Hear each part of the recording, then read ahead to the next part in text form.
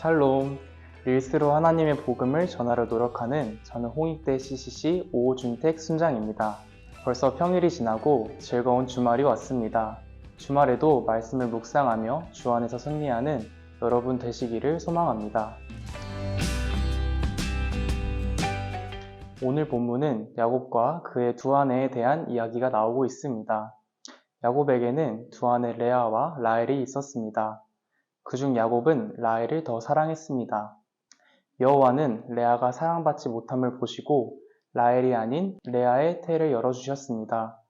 그렇게 네 아들 르우벤, 시므온, 레위, 유다를 낳게 됩니다. 마지막 아들을 낳고 레아는 내가 이제는 여호와를 찬송하리로다 라고 감사의 찬송을 올려드립니다. 그러나 반대로 라헬에게는 자녀가 없었습니다. 그래서 라헬은 레아를 시기했습니다. 이후 야곱에게 이르기를 자신에게 자식을 낳게 하라고 말하며 그렇지 않으면 자신이 극단적인 선택을 하겠다고 말합니다.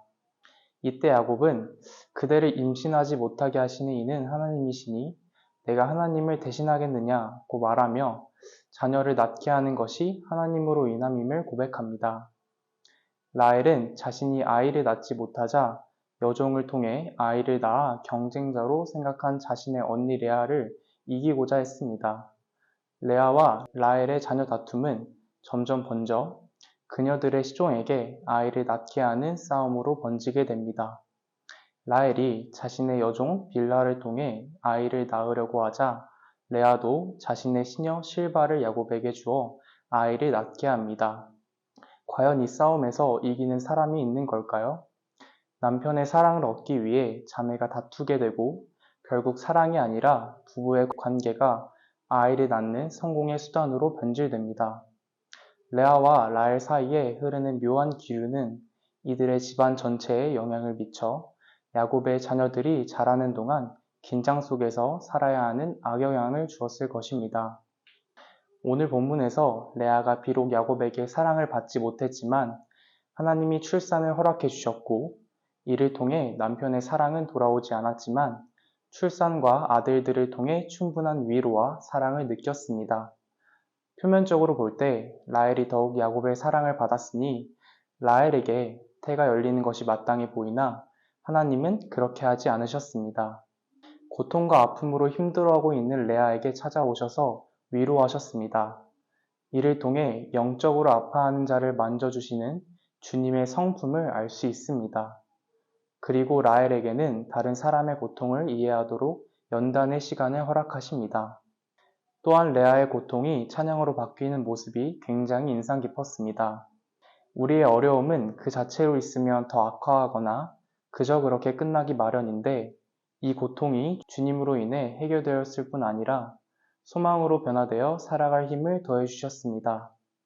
또한 레아와 라헬이 각자의 자녀의 이름을 짓는 모습에서도 차이점을 발견할 수 있었습니다. 라헬은 내 억울함을 푸시려고 내 호소를 들으사 내게 주셨다고 말하며 이름을 단이라고 했고 언니와 크게 경쟁하여 이겼다는 의미에서 납달리라는 이름을 지었습니다. 하지만 이것은 생명의 탄생 가운데에 나를 드러내며 욕심을 언급하는 모습을 볼 수 있었습니다.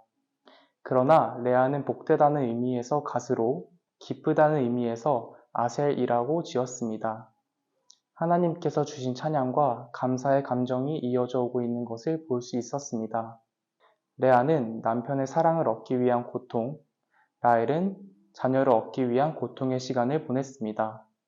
하지만 레아의 마음을 위로하는 것은 남편이 아닌 하나님의 사랑이었고 라헬에게도 생명을 주시는 것은 하나님이라는 것을 깨닫게 하십니다. 오늘 말씀을 묵상하며 떠올랐던 저의 이야기를 잠시 나누고자 합니다. 저에게도 고통의 시간이 있었습니다. 고등학교 시절 너무 많은 학업 스트레스와 압박감으로 괴로워할 때가 있었습니다.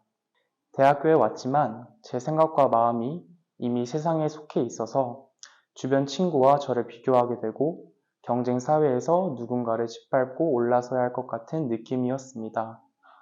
하지만 주님은 이곳 홍익대학교에서 소망 가운데에 더욱 높은 것을 바라보게 하셨습니다. 우리나라 유흥의 성지인 이곳 홍익대학교에서 너무나 많이 아파하고 있는 주변의 지체들을 만나게 하시면서 이 친구들을 맡기신다는 마음을 주셨습니다.